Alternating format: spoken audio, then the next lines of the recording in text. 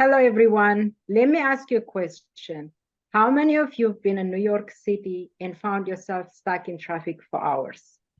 It's why it's widely known New York City faces challenges with their busiest street and heavy traffic flow. Even if you've never been in New York City, I'm sure you heard about it. Let me ask you another question. How do you think the city can address this ongoing issue and improve transportation efficiency for both residences and visitors? My name is Helen. I'm a Power BI developer. Welcome to our data-driven journey through the busiest street of New York City. In this presentation, I will explain the data set of New York City traffic accident from January to August 2020. In 2020, New York City experienced a scientific increase in motorist death and bicycle injuries, while pedestrian fatality death reached a record low. The COVID-19 crisis affected commuting patterns, leading more speed-related issues and growth in bicycle accident injuries.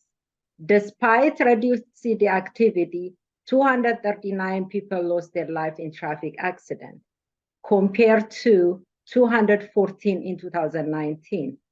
This number of car accident deaths nearly returned to the Vision Zero program started in 2014.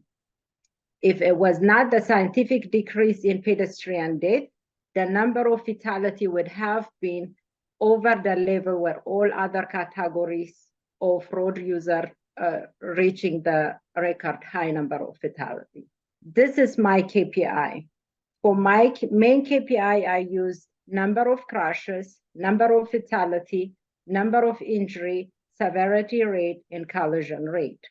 For my sub-KPIs, I use crashes per day, fatality per day, injury per day, month-over-month crashes, month-over-month fatality, and month-over-month injury. This is my data dictionary. I have my main table here.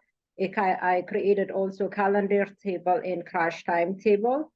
And here I have my measuring table and my refreshing table. Problem encounter. Starting my project, I struggled to find suitable data set that fits my needs.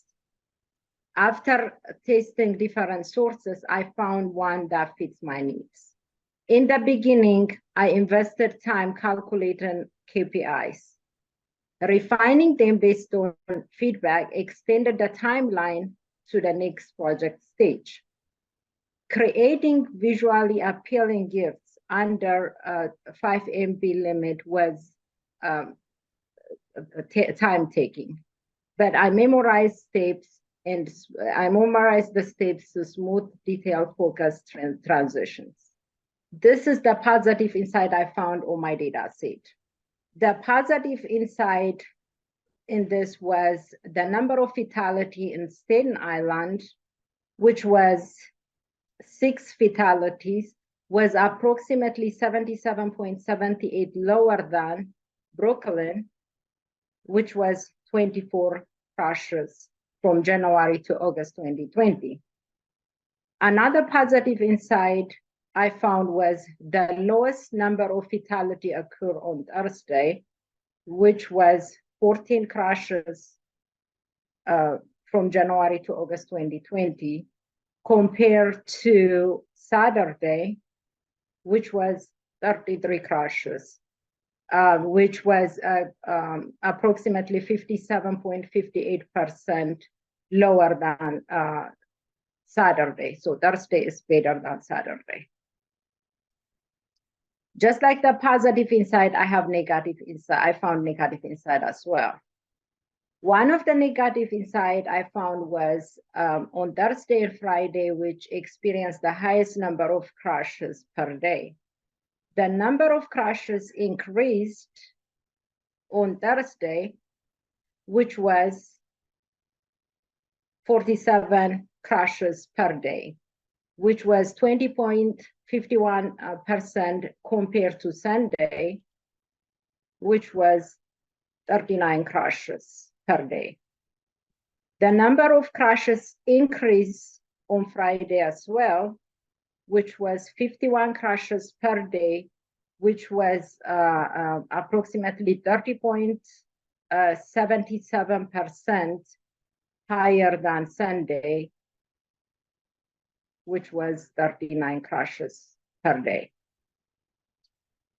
Another negative insight I found was that Brooklyn has the highest crashes per day, which average 70 crashes per day in Brooklyn, compared to Staten Island, which was 6 crashes per day, which approximately Brooklyn has the highest crashes than Staten Island with 1,066.67% higher. Suggestion and recommendation. My suggestions are, number one, increase enforcement. Due to 2.4 rise daily accident in February compared to January, this means more police, stricter enforcement, and focus awareness in risky time in areas. Number two is safety road.